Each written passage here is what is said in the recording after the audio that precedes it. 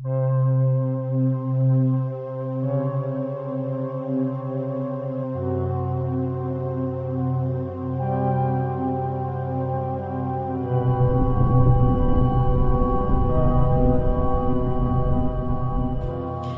this is Diana Price, the Queen of Scream, and I'm coming to you with a little different show tonight than what I've done the last couple of weeks.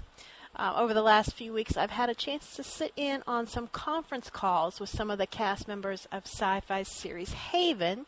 So tonight I'm putting together a little compilation of some of those interviews, and I'm going to throw in a few little clips of the different stars, things that I haven't previously published in the interview podcasts. So you'll get to hear some new stuff tonight and also get kind of all the stars of the show together into one show for your listening pleasure. So anyway, we're going to listen tonight to a little bit from Lucas Bryant, Eric Balfour, Emily Rose, and Colin Ferguson.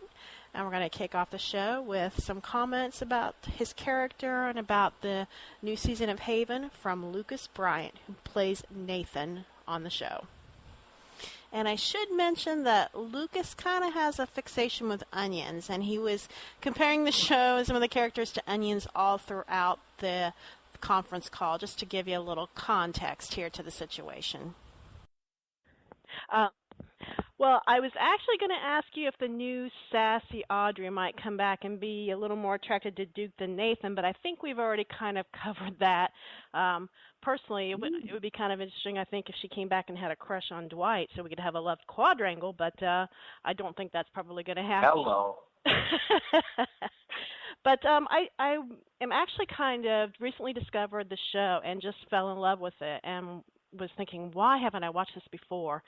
So if you were sitting down with a room full of people that have never seen the show before, what would you tell them, the one thing you would tell them to try to convince them that they must be watching this show? Well, I guess I'd have to find out if they liked onions first. Do any of you appreciate onions? Well, you know, like I said, I think this show has such a great blend of all sorts of things that I find very cool. You know, it's got these weird mysteries, this gorgeous town and setting that, you know, you don't see places like this on TV that often. And the dark and creepy Stephen King factor. But there's a lot of, it's not a comedy, but there's a lot of love and light in the relationships of our characters, and I think the show really has a unique blend of all these things that I don't necessarily know what you would call it, but I'm really proud of its originality, you know. It walks a lot of lines. I mean, there's, you know, love stories and friend stories and scary stories and, you know, really intense emotional stories, and it kind of packs them all together. So yeah, that would be my seller. I'm really proud of the way this show has somehow been able to do that. Yeah, the first impression I had of it, you know, with the kind of the quirky small town in the middle of nowhere, was sort of like, you know, X-Files meets Northern Exposure. So it's just got so many great elements to it. It's got so many layers. It's not just a horror show or not just, you know, a small town show. And I was just kind of blown away by that and really loved, and I was, like I said, I was just like, why have I not been watching this? So anyway, that has been remedied over here, you know, with me. So, but that was, you know, something I wanted to touch bases on. And if you could pick one way for the series to end, what to you would be the ideal way to end this series? I know hopefully it won't happen for many, many seasons, but what would you like to see happen to the characters at the end of the series? Nathan will be a very old man, and he'll just finally die when his rocking chair breaks on his porch. Either that, or Nathan, Duke, and Audrey start a band on the road, or Yeah, how would I like to see it end? Well, I'd like a happy ending. You know, is that too much to ask? I would like, I would like them. Yeah, I would like them to figure out what in God's name is going on here and how to, stop it in a way that they could do with that included everyone surviving. That would be nice. I think that there's, with the onion layers, I think there are in this season we're learning that the forces behind this phenomenon are huge and powerful, and so to be able to get into all of that, explain them, explore them, and then somehow fix it, that would be wild. But first of all, I'd just be curious to see what they are, because I feel like we do have a good, 4 more seasons in it. Well, who knows? Maybe they will end up in a band. So that would be an interesting way to wrap it up. What would the band name be? The band name. I don't know yet. Okay, you'll have to get back to me on that one if you can't think of one. I will get back to you, yeah. Lucas also talked about the darker turn in Nathan's character this season and how it would affect him overall in the show in general. Yeah, well, that was a really cool turn for me. I mean, as he said, Nathan's always been maybe a little bit too sure of himself. I mean, he's always got doubts, but he had this kind of blind trust in himself and Audrey, and that, as you saw at the end of season 3, led to a disastrous outcome.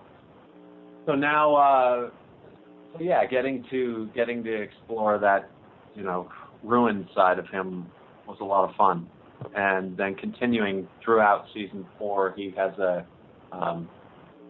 new mission, but it is, as he said, a lot darker, and that was a lot of fun. Then the following week, I did get to sit down and chat with Eric Balfour, and he had quite a few comments to make about the show and about his relationship with Lucas's character Nathan on the show. So here are a few excerpts from that interview. Hi, Eric. Thanks for talking to us today. I kind of wanted to follow up and just ask a little bit about what is maybe the biggest or most surprising change we can expect in Duke's character from the beginning of the season to the end of the season? Well, I mean, the most there are 2 really huge changes that Duke is going to make this season. And unfortunately, I can't actually say what they are. It would be giving away too much. But I will tell you that it's going to leave fans either really happy or really frustrated. Duke is going to have to completely redefine himself in many ways, and that rebooting of sorts, or redefining of his entire life, is really going to affect who he is. And actually thinking about it, I don't know that it's going to change who he is. I think we know who Duke is now. I think we understand who Duke is in his heart, but it is going to change his place in this world and his choices in his life. So that really, to me, is going to be what fans are going to be most excited about. Great. Yeah, that sounds like it should be very interesting. Now we're all going to have to try to figure out what you're talking about. But I'm sorry that I can't be more specific. We totally understand. The other thing, I was going to ask a little bit about the love triangle, and in listening to some of the discussion, it did kind of occur to me, because this is not a conventional love triangle. I mean, there's elements of romance to it, but there's also sort of a family element, too, almost a family relationship. And the fact that Audrey hasn't chosen one or the other, do you think that maybe the fact that you have this kind of romantic tension but family bond with all three members, I mean just family between Duke and Nathan, do you think maybe that might be kind of the definition of the one true love, that it's much deeper than one or the other, it's something that encompasses all kinds of love? Absolutely. That's actually a beautiful way of putting it. Yeah, you know, there is the idea of the greatest good. You know, what is the greatest good? And that's a question that all three of our you know, heroes or main characters, whatever you want to call them, are going to have to answer. And they're constantly battling their own desires with that of, you know, this family, as it were. So yeah, you know, it's so not simple. And I think that's what makes the show fascinating and what makes it compelling. So yeah, I agree. I just wanted to follow up. I wasn't going to go here, but we kind of know the Nathan and Duke dynamic on the show, but last week Lucas was going on and on about the hug between you guys. So is there maybe a little Lucas-Eric bromance going on, or does that guy just have a really serious man crush on you? Are you kidding me? I love that dude. There is an epic bromance going on between me and Lucas. Yeah. I love him to death. He is one of the kindest, most sincere people you will ever meet. And I honestly, I couldn't be happier to get to work with him every day. I'm in love with the dude. Well, he really loved that hug you guys had, just to let you know. So you might want to give him a big hug when you see him again on the set. I will. Thank you. Okay. All right. Thanks so much, Eric. And last but not least, I got to ask a few questions and sit in on the conference call with Emily Rose and new cast member Colin Ferguson, talking about the show and some of the dynamics of their relationship on the show this season. Hi, guys. Thanks for talking to us today. I wanted to kind of touch on, you know, this Lexi character seems on the surface to be kind of this tough rocker chick, maybe tougher than Audrey. But, you know, you pull out the guns and she's hiding behind a chair. So would you say that Lexi, we might be able to see kind of a more vulnerable side of the Audrey character in Lexi?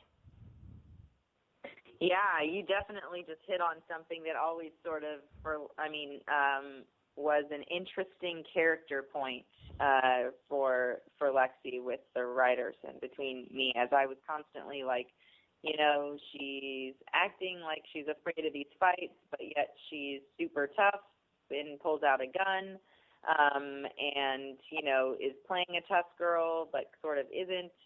And I had to come to peace with that there are those people that because they're scared to death, they do cover with a lot of toughness, you know, but when rubber meets the road, are hiding behind things or whatnot, or are scared even though they talk a big talk. And I think that's kind of where I landed with Lexi, is that she is kind of like, you know, all about the exterior toughness. I definitely do think, of course, there is a vulnerability to her in a similar way of Audrey, as sort of, you know, I've always imagined her being sort of more on the road, a bit more nomadic, a little bit, you know, somebody that's in bars all the time looking for their family there instead of the one that they may have or don't have. But I think we sort of kind of roll into the mystery of what William's saying and what he's kind of talking at, you know, Lexi. We roll into that a bit sooner, I think, than we get to see the vulnerability. And then there's a really large vulnerable sort of moment that occurs with her. So yes, I had to process that out. There is a little bit, but But yeah, I do think she is a bit. There's a duality with her in that regard, in that she is a little bit of a scaredy cat that tries to be all tough all the time, and that kind of is interesting. And Colin, you touched on that there's going to be something big happen to you this season with your character, and of course you can't give away too many spoilers, and you probably don't even know exactly what's going to happen with William. But do you think that I this? do. Oh, I do, Diana. Oh, yes, oh. I do. Well, we'll talk about it later. Shh. All right, sounds good. But can you kind of give us an idea? I mean, do you think William's going to become really a long-term, very important character to the show? I mean, I'm sure you hope that's the case, but some ideas on how his character might develop and integrate into the cast of characters on the show? Yeah, that would be really, really interesting. There has been discussion about that, and I asked about it pretty early on. I said, if he goes, because they were like, he might be good, he might be bad. So I was like, okay, if he goes good, how would he integrate? And they answered that question. And then I said, if he goes bad, and I was like, well, I know how it goes if he goes bad. He either dies or something. We all know how that goes when a character goes bad. So there are ways that he could integrate into town for sure. Although I'm trying to answer your question without giving anything away. So you were definitely right to say, wow, this is a tough one. He Don't give it away. Don't give it away. Give it away. I would Stay say strong. because only 2 have aired, right? So there's so much. Yeah. I would say. How about I say this? How he and Audrey interact is a problem. Oh, very interesting. I think that's saying a bit for sure. Potentially, I'll get my hands slapped, but it's a problem, and maybe that's good, maybe that's bad, but it definitely turns things on its ear a bit. So that's how's that? How'd I do, Diana? Well, I'm still pretty clueless, so you shouldn't get into too much trouble with the studio. Okay, good. Right. Okay. All right. But it sounds like, there's still some debate on whether he'll go good or bad. But, hey, even if he goes bad, you guys don't always have a happy ending, so you may still be able to stick it out even if you go bad. So. Exactly. Colin was also asked about working with the cast of Haven in general as the new kid on the block, and specifically with Lucas Bryant, as he had several nice things to say about him in a previous interview. He's a pain from beginning to end. What a chore. He didn't have anything to say about me, that evil man. Typical Lucas. No, we did a movie together a bunch of years ago, and he's just a phenomenally nice guy, sort of through and through. But I think that can be said of most of the people up here. It's one of the reasons that I really wanted to do it. I've been familiar with these guys and been hanging out with them since their season premiere way back in the beginning. That was down in Los Angeles, and I've not knowing I would ever have a part in it. I'd been at the premiere and the finale airings of every one that they've done over at Sean's house in Los Angeles. So being able to step into a group of people who, they're your friends, them, and was sort of a big thing for me coming out of a show where I had a family. So though I have nothing to say nice about Lucas, everyone else is lovely. Yes, very true. So that was Colin Ferguson and Molly Rose talking about Lucas Bryant, their co-star on Sci-Fi's Haven. I know I've said it a million times, but you really should check out the show. It's just so good, and it's on Friday nights. It's based on The Colorado Kid, a novella by Stephen King himself. So be sure to tune in and check it out. It's really good. So that is it for tonight, and tune in the future. We're going to start doing the podcasts. I'm just going to start putting them up when I've got new content. I know Thursday nights at midnight is a little late for some of you guys, so just check out the blog, and you'll get all the updates on what's new on your favorite shows on the blog, when there's new podcasts, and just all kinds of great news about the horror industry and horror films and horror trailers and all that good stuff that we all love, all of us kind of horror fans out there. So check it out at thequeenofscream.com, and please tune in for our next podcast. Thanks.